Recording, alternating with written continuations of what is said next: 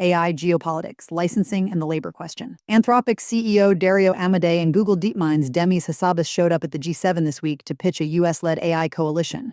The community response was immediate and uniformly skeptical. The top-voted comment captured the mood. If my trillion-dollar industry is only 6 months ahead of a Chinese PhD with a bunch of GPUs, I would also seek a coalition. Others pointed out the obvious credibility problem. The same US government that started a tariff war with Europe, threatened Greenland, and backed pro-Russia politicians in EU elections is now asking allies to co-fund American AI infrastructure. The F-35 analogy kept surfacing. The US retains total control, partners fund and get minimal contribution rights. None of this is new. Back in OpenAI's early days, Altman's team outlined how a coalition of labs could coordinate through an IAEA-like body. That vision never materialized. What changed is that DeepSeek proved the cost moat argument is thin, and now the labs want regulatory barriers instead. As one commenter put it, without regulation, no moat. Meanwhile, a user discovered that Anthropic hard blocks Claude from outputting the verbatim text of copyleft licenses. AGPL3, GPL3, MPL2.0 LGPL. 2.1, EPL 2.0, Apache 2.0, SSPL, and BSL all refused. Permissive licenses like MIT, BSD2, BSD3, and unlicensed went through fine. The blocked list maps almost perfectly to licenses longer than 300 words, which makes the most plausible explanation a verbatim reproduction safeguard rather than an ideological stance. Multiple commenters noted the irony of spending tokens generating a license file instead of copy-pasting it. But there is a sharper read if agentic coding makes copyleft matter again, because agents need source access to modify software. Then the largest agent provider selectively blocking copyleft text is worth watching, even if the mechanism is mundane. Daniel Miessler offered what he calls a unified theory of AI and jobs. His thesis: both camps are right.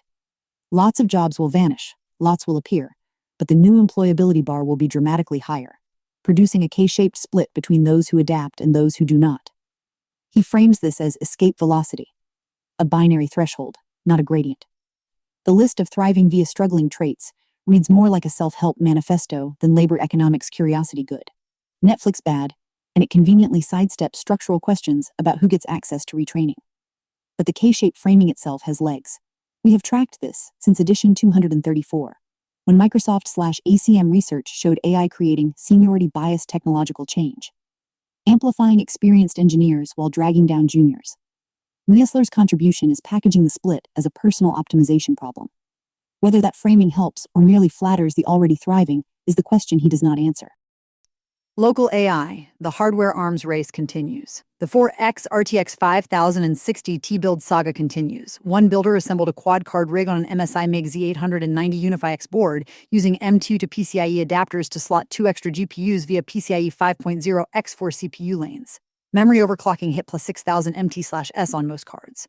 The goal, Qwen 3.627B at Q8 with 64 GB of combined VRAM. The update was less triumphant. Both M2 connected GPUs drop off the PCIe bus under vLLM load. Another user reported their 4X 5060T rig hitting 120 tokens/second on Qwen 3.635B via llama.cpp, which is the real benchmark people care about. The 5060T at $400-ish remains the price-performance sweet spot for multi-GPU local inference, but PCIe bandwidth constraints on consumer boards keep biting.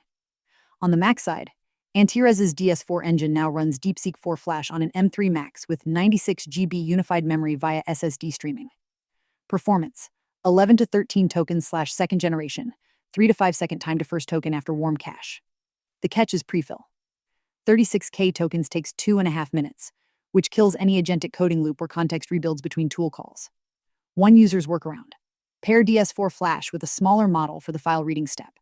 Reserve the big model for final generation only. Another reported that on an M3 Ultra DS4 Flash at IQ2 XXS matched Gemma 431 BQ4 speeds at 32 tokens/second. The SSD-ware question is legitimate for daily use, but the capability floor keeps dropping. A model that needed data center hardware a year ago now runs on a laptop, slowly.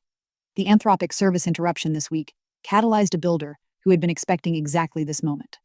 Bance is a fully local AI personal assistant running on Gemma 4B. Gmail summarization by category, Google Calendar integration, web search, real-time system monitoring, scheduled tasks, and early Wayland desktop control. All on CPU, no GPU required. The comments were more interesting than the project itself. The highest rated response nailed the real difficulty. The model was not the hard bit. The hard bit was everything around it. Memory that doesn't turn into junk. Permissions narrow enough to trust. Retries when a task half fails. The boundary between what the assistant can see, what it can act on, and what still requires explicit approval. That turned out to be the design center, not the chat interface, not the persona. A streaming copilot project pushed local inference to the edge. Literally. Running on a Jetson AGX Orin with 61 GB RAM, it does live transcription via faster Whisper Large V3 Turbo on CUDA, about 0.06 RTF. Basically real time, feeds suggestions through a local Alama model Gemma 4, and surfaces them in a web dashboard. Multi-platform chat integration Twitch, YouTube, TikTok, post-stream report cards, session replay. No audio or transcript leaves the device. The Jetson angle is new territory for the local AI movement. The jump from can I run a model on my desktop to can I run a real-time streaming copilot on edge hardware. Agentic coding. The harness problem. Local coding agents are good now, but the babysitting problem has not gone away. One practitioner's workflow is the same loop everyone converges on. Small task, run tests, check diff, fix the weird part, repeat. Local models drift when task boundaries are vague. Refactor this module fails. Change this method signature and update all callers in this file mostly works. The most sophisticated workaround reported. Use Opus to babysit a local Quen, having the frontier model write notes so the cheap model can handle the same task in future runs. Another user runs Quen 3. 6. 2. 7b inside an ephemeral Docker container with Opus overseeing. An 80/20th token ratio of local to frontier, molecular task slices, checkpoint and destroy after each feature slice. The pattern is clear. Local models need a supervisor, and the supervisor is currently another model. A YouTube walkthrough of a Fable 5 Agentic OS. Really a Claude code wrapper with a visual HUD layer. Demonstrated the skill architecture approach. Faster Whisper handles speech to text. A 3-tier routing system regex. Haiku. Local model dispatches commands. Headless Claude code P-flag executes them. And Kokoro TTS voices the responses.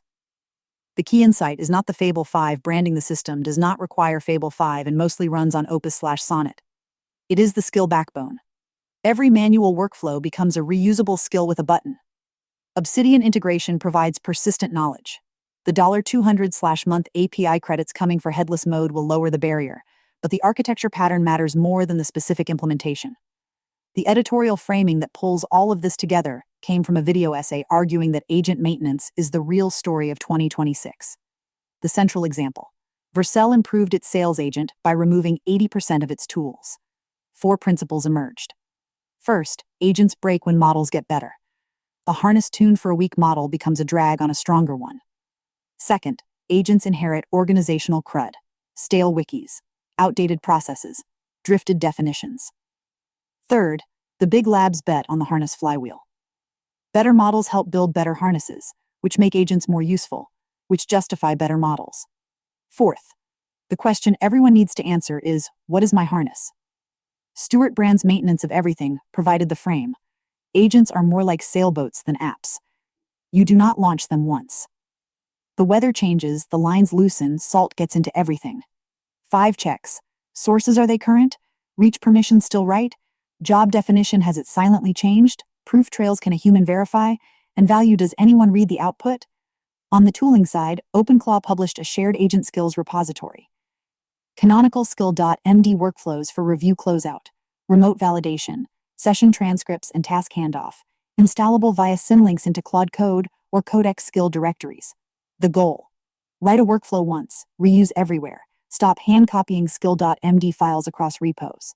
Trail of Bits, by comparison, has accumulated 94 plugins with 201 plus skills and 84 specialized agents. The gap between 5 shared skills in a GitHub repo and 400 plus reference files encoding domain expertise is exactly the maintenance problem the editorial described.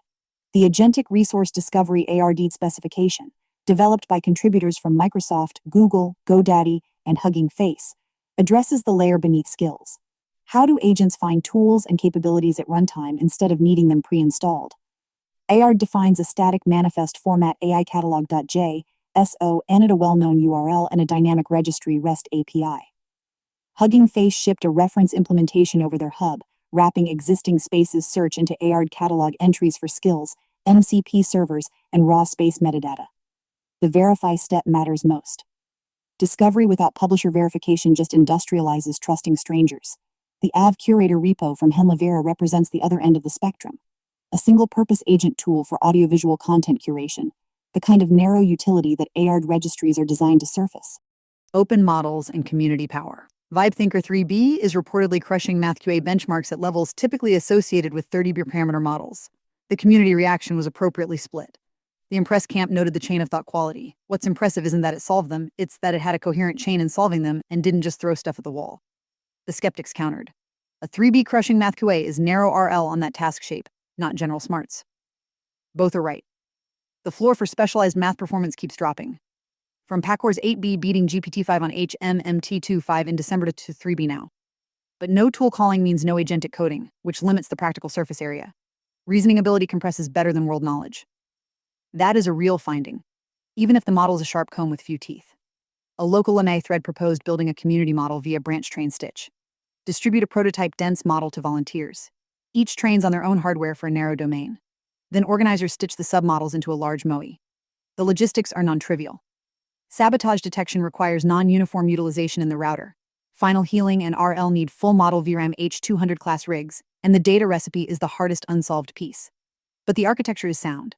Independently trained experts, stitched at merge time, lowering coordination cost below what distributed training normally demands. A 2B prototype would maximize participation.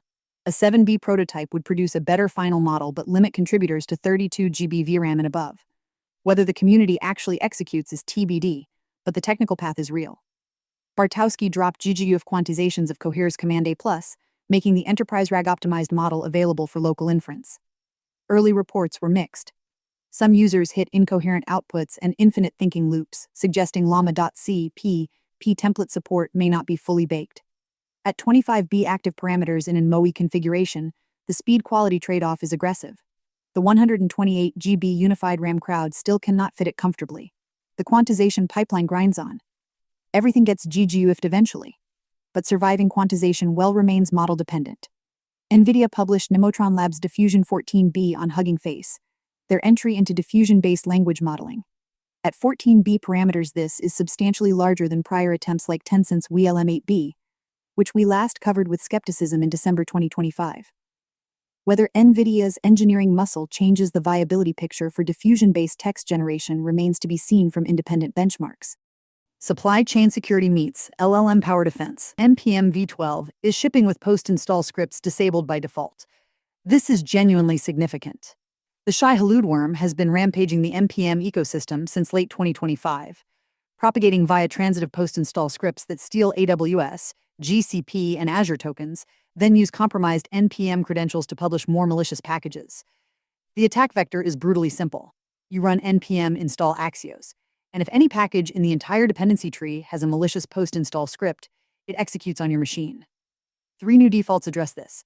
Allow scripts off no pre/post-install execution, allow get none no malicious.npm reche overrides, and allow remote restricted no dependency resolution from remote URLs. A new minimum release age setting lets you refuse packages younger than N days, which would have caught most Shai-Hulud variants that were detected within hours to days. The CI/CD angle is the critical one. Automated pipelines that run npm install with post-install scripts enabled are handing attacker code execution in environments with GitHub PATs and deployment credentials. This fix removes the highway. Credit to Koba, who opened an issue about this in 2019 and was ignored for years. On the offensive side, OpenAtNostic, Apache 2.0 published a full paper on their 6-stage LLM-powered vulnerability discovery pipeline. The architecture. Static filtering reduces analysis surface by 97% via reachability from external entry points. Claude Sonnet classifies exposure. Claude Opus detects vulnerabilities with a language-agnostic prompt. Adversarial verification simulates a constrained attacker. Dynamic verification generates exploit environments in sandbox Docker containers that are discarded after use. Results across OpenSSL, WordPress, and Flowise. 64,132 functions, filtered to 190 confirmed vulnerabilities. 144 dynamically verified, 75.8% confirmation rate. Cost: $1,461 for 8 repositories. Over 30 vulnerability classes identified. The paper advances the field past the Claude found some bugs stage into a reproducible methodology with cost accounting and false positive reduction. The closed-loop design. Semantic reasoning followed by actual exploit execution. Is the right architecture for scaling this? Research frontiers, when models cannot see what they are missing. A new paper introduces concept frustration, a geometric framework for diagnosing when a model's concept ontology is incomplete. The core idea: when human interpretable bottleneck concepts do not cover all the information the data actually carries, the model's internal representations become frustrated, carrying information the concept labels cannot express. The key technical contribution is using the Fisher information metric to detect this frustration in representation space, something invisible in Euclidean distance. The closed-form Bayes optimal accuracy decomposition tells you exactly how much performance you are losing to missing concepts. Real experiments on sarcasm detection DeBarta and bird classification Clipe showed that adding a missing concept reorganizes all existing concept representations, not just the new one. This has direct implications for interpretable AI. If your concept bottleneck model is underperforming, the bottleneck itself may be the problem, and the failure mode is geometrically detectable before you know what concept is missing. The Artificial Tripartite Intelligence paper proposes a bio-inspired, sensor-first architecture for physical AI that inverts the usual hierarchy. 3 tiers: a brainstem L1 layer handling reflexive responses in under 10 milliseconds, a cerebellum L2 layer doing calibration via contextual bandits, and cerebral L3/L 4 layers for local and cloud inference. A Galaxy S25 prototype went from 50% to 88% accuracy with 43.3% fewer cloud calls. The architecture is a direct response to a problem we have tracked. Language abstracts away forces, friction, and timing, making LLM-centric physical AI brittle. By prioritizing raw sensory processing over language-mediated reasoning, the tripartite design sidesteps the embodiment-induced mismatches that make current robotic systems fail in ways their language models cannot predict. Accepted at Mobus's 2026. Classifier-free guidance CFG has been the workhorse trick for improving diffusion model outputs, but a new paper proves it breaks probability conservation in flow-matching models. The analysis decomposes the damage into 2 terms: divergence that blows up structurally near the data manifold, and a score parallel flux that drives the saturation artifacts everyone has learned to live with. Atomag attenuates the parallel component with a time-dependent schedule, conserving probability without adding any inference cost. On SD3.5 and Flux, it beats CFG, APG, and TAG across metrics.